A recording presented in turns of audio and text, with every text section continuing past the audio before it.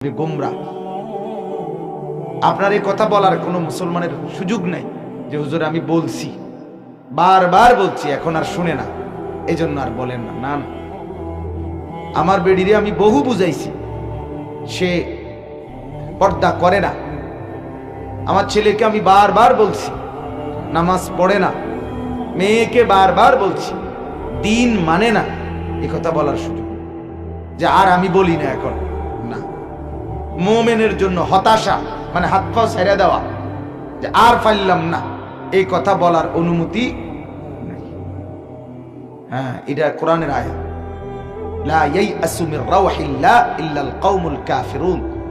আল্লাহর রহমত থেকে নিরাশ হয়, আল্লাহ বলে, শুধুই কেবল যারা কাফের। কাফের না, ইমানদার হতাশ হয়। কারণ আমার জন্য আপনার জন্য আল্লাহ থেকে হতাশ হওয়ার সুযোগ নেই। কারণ